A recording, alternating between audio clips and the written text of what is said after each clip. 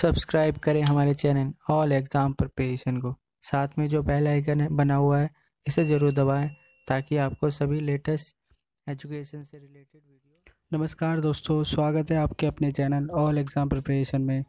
आज के इस वीडियो में बात करेंगे पार्ट फर्स्ट की सॉल्यूशन की, जो KVS लाइब्रेरियन का एग्ज़ाम हुआ था, जिसके बारे में आप सभी कमेंट कर रहे थे कि इसका सॉल्यूशन चाहिए।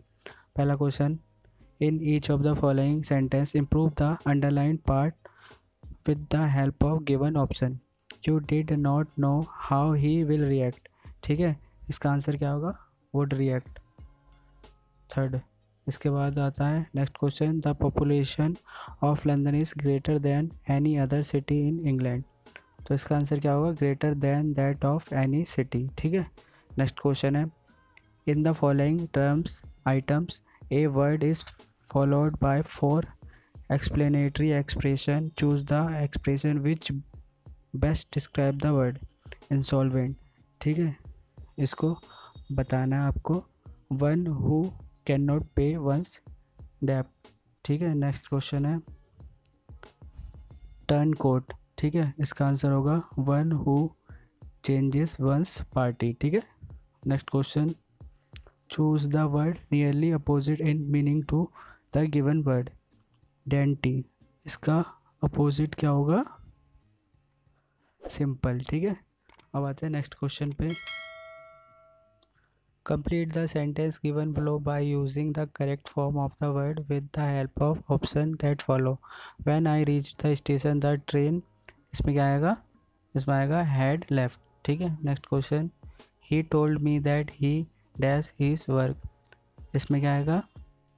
Had completed. ठीक है, नेक्स्ट क्वेश्चन है ईडियम बताना है। The idiom given below is followed by 4 possible meaning, choose the correct one. ठीक है, थ्रो थिक एंड थिन, इसका आंसर क्या होगा? इन डिफिकल्ट टाइम्स। नेक्स्ट है, in the following sentence out of the given option choose the one which best expression the meaning of the underline word. ठीक है, the peace talks broke up in disarray. ठीक है, इसके में जो correct बताना best expression, तो इसका आंसर क्या होगा? डिसरेक्ट। नेक्स्ट है, in the following sentence only one part has an error, choose the part with the error. ठीक है, इसका क्या होगा? Do not know, second. ठीक है, अब आते हैं हिंदी के पार्ट के सॉल्यूशन की। अब करते हैं हिंदी के पार्ट की सॉल्यूशन। ठीक है, पहला है, निम्नलिखित काव्य पंक्तियों में मुख्यतः किस अलंकार का प्रयोग किया गया है? नदु सुरधुनु से पंख पसारे, शीतल मलय समीर सहारे। तो इसका आंसर क्या हो जाएगा? इसका आंसर होगा उपमा अलंकार। ठीक है, क्योंकि इसमें से आ रहा है। नेक्स्ट है, उग्र शब्द का उपयुक्त विपरीतार्थक शब्द क्या होगा? इसका क्या होगा? इसका आंसर है सौम्य। ठीक है, नेक्स्ट क्वेश्चन है, कौन सा नाटक जयशंकर प्रसाद द्वारा रचित नहीं है? ठीक है, इसका आंसर क्या है? मत्स्यगंधा। नेक्स्ट क्वेश्चन है, किस कवि की गणना सुगंध भक्तिधारा के कवियों में नहीं होती? तो इसका आंसर क्या है? कबीरदास। नेक्स्ट है, तुम्हारी विद्वता की सब प्रशंसा करते हैं, उपयुक्त वाक्य में रेखांकित पद है, कौन सा पद है ये? विशेषण। अब आते हैं 16वें क्वेश्चन पे। ठीक है, अनुस्वार के बारे में कौन सा कथन ठीक है? सेकंड, अनुस्वार स्वर और व्यंजन के बीच आने वाली नासिकीय ध्वनि है। ठीक है, नेक्स्ट है, हिंदी की लिपि क्या है जिसमें लिखी जाती है हिंदी? इसकी लिपि क्या है? देवनागरी लिपि है। नेक्स्ट क्वेश्चन है, भारतीय संविधान के अनुसार हिंदी है भारत की कौन सी भाषा? राजभाषा। ठीक है, नेक्स्ट है, टिप्पण के बारे में कौन सा कथन सत्य नहीं है?